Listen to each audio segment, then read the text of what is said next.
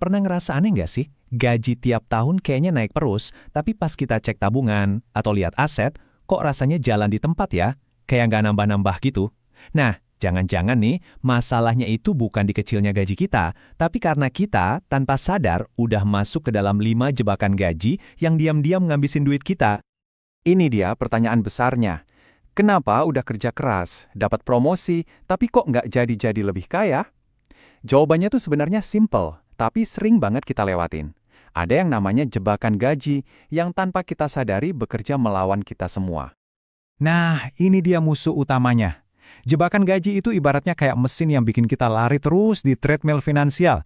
Kita kerja seumur hidup, capek, keringetan, tapi nggak pernah nyampe ke tujuan, yaitu kebebasan finansial. Yuk, sekarang kita bongkar satu persatu. Ada 5 jebakannya. Jebakan pertama, dan ini yang paling licik kayaknya ya, inflasi gaya hidup.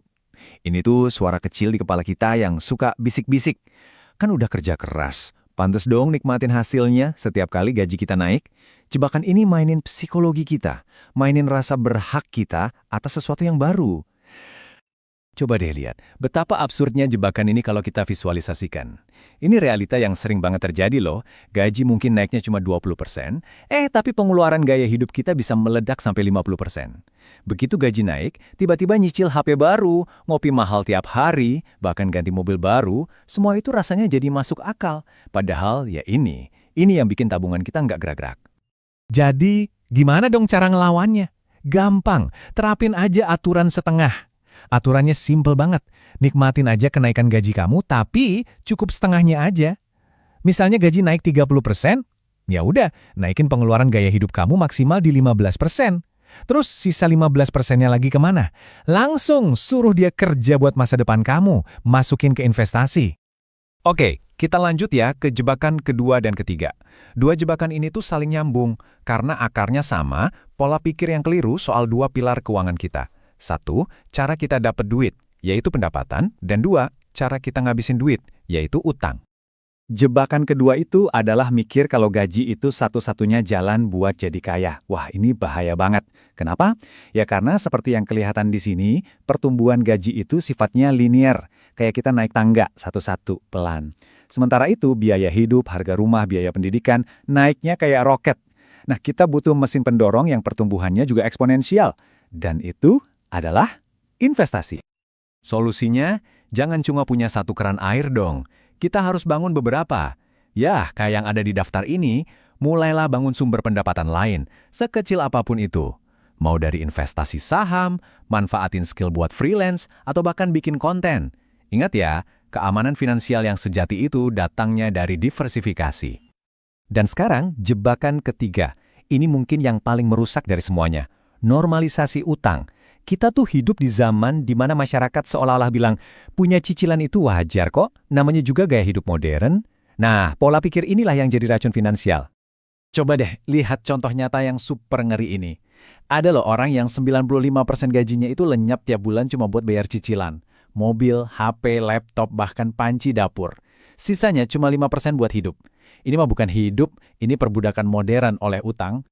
Tapi, penting nih buat dipahami, nggak semua utang itu jahat loh. Kuncinya adalah kita harus bisa bedain mana utang jelek yang kita pakai buat beli barang-barang yang nilainya turun terus, kayak mobil, sama utang bagus yang kita pakai buat beli aset. Contohnya, seorang musisi nyicil saksofon buat manggung, buat ngasilin duit lebih banyak. Nah, utang jelek itu ngabisin kekayaan kita, utang bagus justru ngebangun kekayaan kita. Jadi, batas amannya berapa? Nah, pegang teguh aturan ini. Jangan pernah biarkan total semua cicilan kamu melebihi 30% dari penghasilan bulanan. Kalau udah lewat dari angka ini, itu lampu merah. Artinya kamu udah ada di jalur cepat buat jadi budak utang. Di mana kamu kerja bukan buat diri sendiri, tapi buat bayar utang ke orang lain. Oke, dua jebakan terakhir ini mungkin yang paling bahaya. Kenapa? Karena musuhnya itu bukan di luar, tapi ada di dalam kepala kita sendiri. Ini adalah jebakan soal pola pikir yang bisa ngesabotase semua rencana keuangan kita. Jebakan keempat adalah sindrom zona nyaman. Kita ngerasa aman banget karena punya pekerjaan tetap dan gaji yang pasti tiap bulan. Tapi, rasa aman itu cuma ilusi. Di dunia yang perubahannya secepat ini, ada AI, ada restrukturisasi perusahaan, pekerjaan aman itu udah jadi mitos.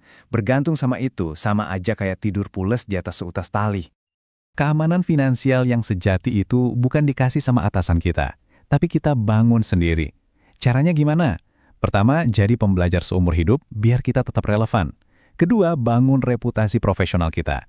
Dan yang paling dasar banget, bangun benteng pertahanan berupa dana darurat untuk 6-12 bulan ke depan. Inilah jaring pengaman kita yang sesungguhnya.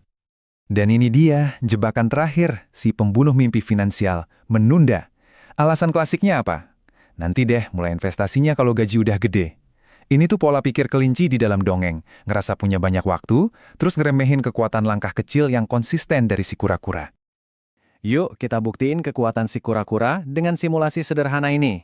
Anggaplah kamu nyisihin 1 juta aja sebulan. Mungkin setara sama beberapa kali nongkrong di kafe. Apa yang terjadi kalau kamu lakuin ini secara konsisten selama 20 tahun? Jawabannya mungkin bakal bikin kamu kaget, berkat sebuah keajaiban yang namanya bunga majemuk. Dan inilah hasilnya, 2,2 miliar. Ini dengan asumsi return investasi rata-rata 20% per tahun ya. Uang 1 juta per bulan kamu bisa tumbuh jadi segede ini. Ini bukti mutlak, dalam investasi bukan seberapa besar uang kamu yang paling penting, tapi seberapa lama uang kamu bisa bekerja. Waktu adalah aset terbesar kita. Jadi, setelah kita bongkar kelima jebakan ini, kita sampai pada kesimpulan utamanya. Untuk bisa bebas dari semua perangkap ini, kita perlu melakukan satu perubahan yang fundamental, beralih dari pola pikir seorang pekerja menjadi pola pikir seorang pemilik. Nah, ini dia perbedaan mendasarnya. Pola pikir pekerja itu ngelihat gaji sebagai tujuan akhir, uang yang didapat untuk dihabisin hari ini. Tapi pola pikir pemilik ngelihat gaji sebagai alat awal, bahan bakar untuk diubah menjadi aset, bisa saham, properti, bisnis yang nantinya akan bekerja untuk kita bahkan saat kita tidur. Jangan cuma kerja buat uang, tapi buatlah uang bekerja untuk kita.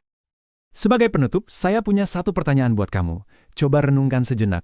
Dari kelima jebakan ini, inflasi gaya hidup cuma punya satu sumber pendapatan, normalisasi utang, rasa aman yang palsu, dan kebiasaan menunda investasi. Jebakan mana yang paling kuat ngejerat kamu saat ini? Dengan kita tahu musuh kita, itu adalah langkah pertama untuk bisa mengalahkannya. Pilihlah satu dan mulailah susun rencana untuk bebas dari jeratnya mulai hari ini juga.